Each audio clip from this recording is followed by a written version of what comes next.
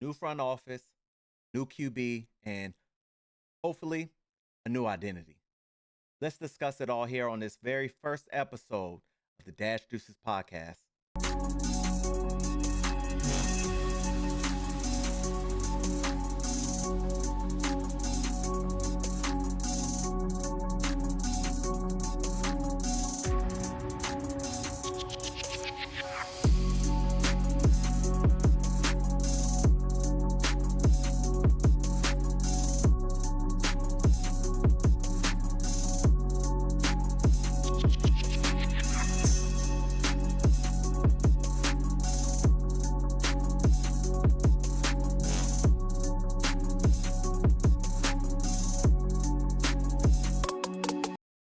What's going on, everybody? I'm your host, Dash Deuces, and let's talk Miami Dolphins. Now, I've been a fan for all my life, and hopefully, I'm not going to say finally, hopefully, this is the start of a new beginning with the new front office. And let's address the elephant in the room, the release of Tua. Now, not going to lie, when he's on my team, I was a fan of Tua, big fan of Tua, coming out of college and everything like that. And when you're on my team, I pretty much defend you. Oh, regardless of the bad plays, I'm going to defend you because you're on my team. But now that he's gone, finally, just rip that band-aid off. And it's on to the new. Now, I do I did have mixed feelings with the addition of Malik Willis. Okay. Um I just feel as though for one, he was unproven. And two, I spent almost 20 years of my life watching Chris Greer spend so much money in free agency that never works out. Never. Whether it's Tyreek Hill, I mean, it did work out 23, but as a team, it didn't work out. Bradley Chubb just wasting picks, wasting money, put us in cap hell, and we have nothing to show for it. So I was a little iffy on the signing of Malik Willis until I saw the contract. Now, the contract is a little friendly, I guess, if that's how you want to put it. With that being said, his agent and other reporters and everybody was saying how this dude is about to get 30 plus $1 million a year. And when they said that, I just thought there's no way in hell Miami can afford that with all of the roster needs, all of the positions that we need on this team. And yet we got him. We got him, y'all. And I'm okay with it. Another thing why I was a little iffy on it, on the edge about it, and kind of still is because I thought, just let Quinn Ewers play out and let's see where it takes us. Now, I never root for my team to tank or definitely lose games. I never want my team to lose games. Let's just address that now. But I'm gonna call a spade, guys. And Miami, it doesn't look like we're gonna win that many games, this year, this upcoming season. And I was really looking forward to the quarterbacks, all of the quarterbacks that's coming out in the 2027 draft. I mean, who isn't? You got guys making trades, don't care nothing about this draft because they know that they're going to hit a gold mine next year in 2027. So let's just play your cards right and see how that goes. But then we bring in Malik Willis. And he's gonna win you a couple of more games. I feel as though he will. Um, I like his physical traits. I like his speed. I like his deep ball accuracy and decision. I don't have enough tape to see if he has it all, but we will find out. We're going to find that out real soon. And I just think that this year's free agency, with the little bit of money that we have to work with, we're not going to get more money until June 1st after, now that we cut Tua, and that saves a little bit, in our salary cap. But I I do kind of like the additions that we brought in. Everybody outside of Malik Willis is on 1 year prove it deals. And because this is a rebuild, ladies and gentlemen, this is a rebuild.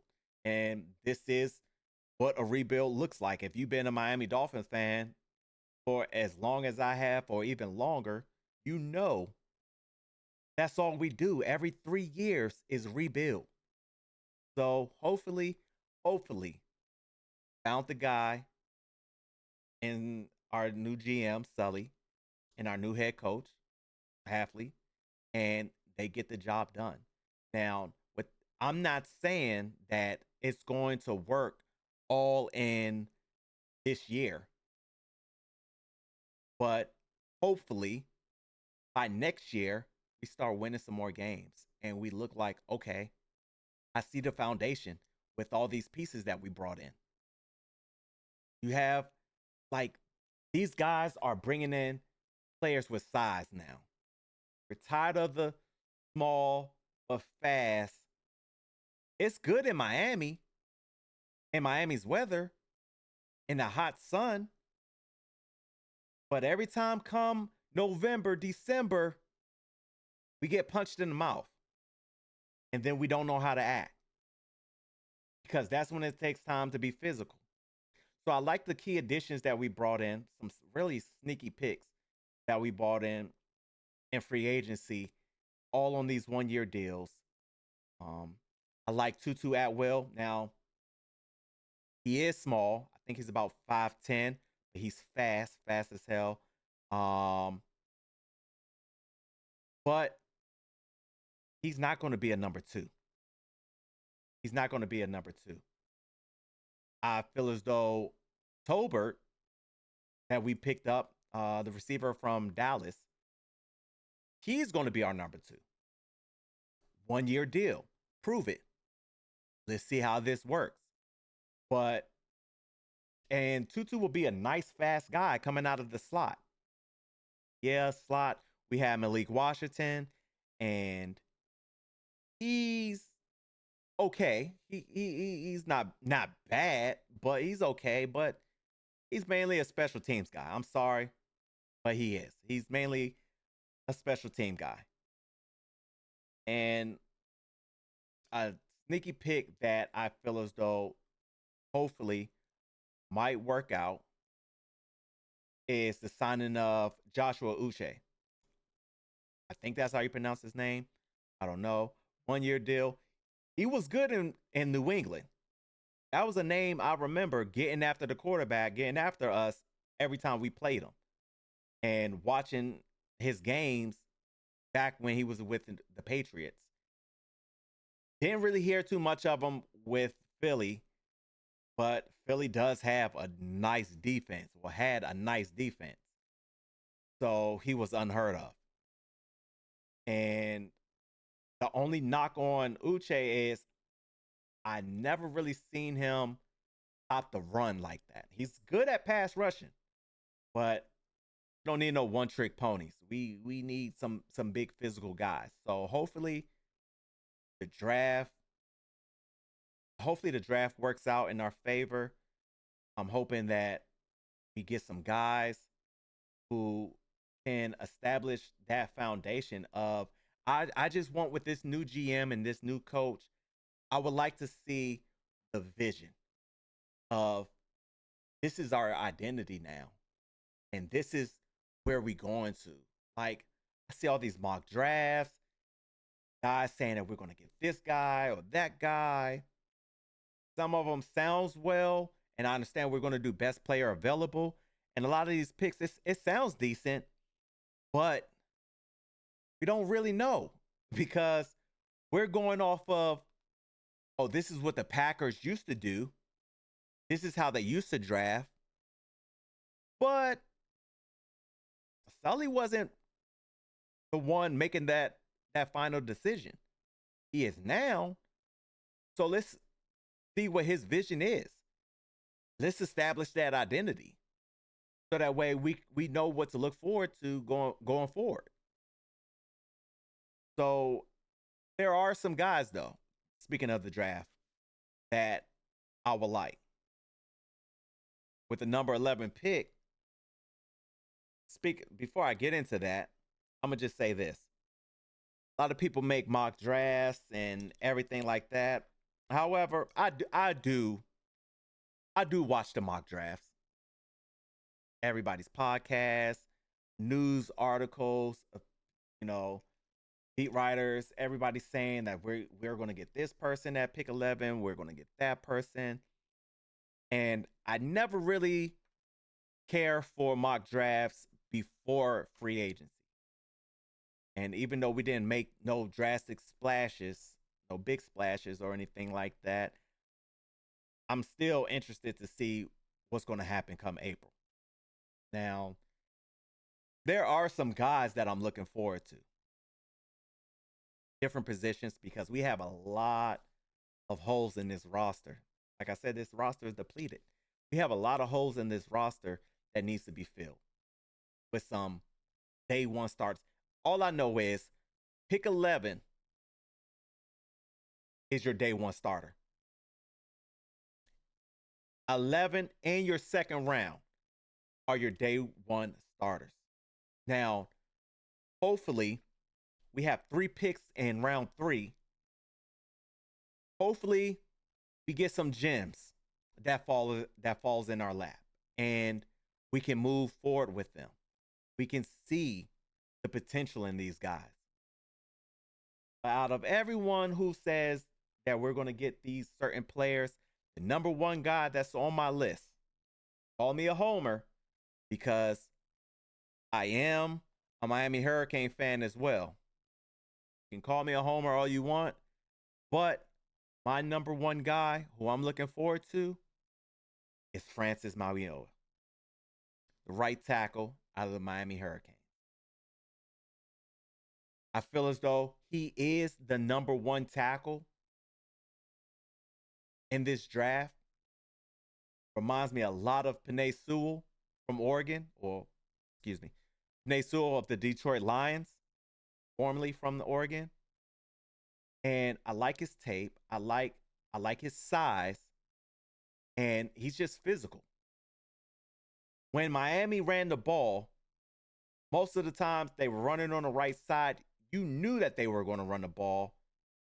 Back when Cam Ward was there, he would tell you that they're going to run the ball on his side, and they would still get the job done.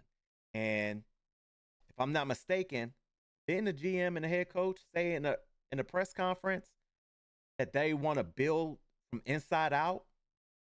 That's how you build from inside out. You start with that line. Something that Chris Greer never did, never cared for, and it cost him his job. So let's start with that offensive line. He's the guy I'm running to the podium if he's still on the board. I don't think he's going to be there. I think he's definitely a top 5 pick, maybe even 3. But if he's there, fingers crossed, if he's there, you get him right away. Now, we did restructure Austin Jackson's contract for another year. So I'm sorry to say this, fans, but he's going to be there. We're going to have another year of Austin Jackson. He's not bad. He's average when healthy, but he's a decent starter. Let's just say that when he's on the field. I don't see the new head coach and GM keeping him after this year. He has to have a phenomenal season for him to stick around. If we was to land Francis. in the draft with the number 11 pick. But let's just say, let's just stick on Francis for right now. Let's say Francis. Let's say that he is our pick. He's going to start at guard. He's going to start at guard because we already know Austin Jackson ain't playing the whole season. But I'll tell you this: once Jackson gets hurt, once Austin Jackson gets hurt, you kick him out to tackle, it's over with. It's over with. He would never give up that spot. You're going to keep, even with growing pains. We just had Jonas Savaiinaea, Savaiinaea struggle at the left guard position. Why did they move him to left guard? It's beyond me. Hopefully, we get a guy that can coach him at the left guard, or if not, move him back to his traditional position at right guard, where he played at Arizona. Now, back to Francis. He's just the guy that that's number one on a lot of our draft board. A lot. Now, if he's gone, okay, you go best player available. I see a lot of people talk about Caleb Downs. I'm good with Caleb Downs. I think that was smoke. They're blowing smoke about, him falling, but I'm okay with that as well. But there is, and of course, I'm not going to state the obvious, Sonny Styles and guys like that who are okay. Yeah, you can build off of them. I'll get into that into my next video, more on the draft needs and mock drafts and guys who we should look forward to getting. With that being said, also, not opposed of us trading back. Let's get some more picks. If we can get another second round on top of the 3 third rounds that we already have, ladies and gentlemen, we're looking at 5 picks on day 2. That's huge. If we can trade back. Not too far, though. Not too far. I say nothing out of pick 18. Nothing out of pick 18. You can still find you a nice guy. If we trade back because Francis is off the board and a lot of guys that you were looking forward to, the draft just did not fall in your direction, your way, I'm good with Vega. Left guard, Penn State. If we trade back. Then again, if they pick him at 11, I'm not going to be mad. I'm not going to be disappointed. I feel as though, dang, we must try to trade back, but nobody was going to bite. Or it was too far back, and we know we couldn't get this guy, so we had to take him at 11. I'm not going to be mad if we get him at 11. Because if we get Vega Ione, I think that's his name, or I think that's how you pronounce it. Vega Ione, he's a huge physical specimen at the guard position. I like him. I feel as though if you get a guy like him, maybe you can move Jonah back to his traditional position that he's used to at right guard. Then you can have Patrick Paul, Vega Ione, Aaron Brewer at center, Jonas Savaiinaea at the right guard, and Austin Jackson at the right tackle. That's a decent offensive line. Decent offensive line.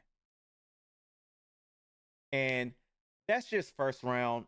Like I said, my next video, I'll talk about more about the draft and key players who we should look forward to and whatnot. I do plan on making a video of myself at the draft party where me and my guys we usually go to Buffalo Wild Wings or go somewhere and watch the draft. I do want to have a live reaction draft and then follow up with a video of what that guy brings to the table and what we can look forward in. So just stay tuned for some more Miami Dolphins content. And yeah, just stay tuned for some more Miami Dolphin content. And yeah, with that being said, thank you all for tuning in on Dash Deuces. With that being said, thank you all for tuning in on Dash Deuces podcast. Please hit that like, subscribe button. You made it to the end of this video. We greatly appreciate it. Thank you. See you again.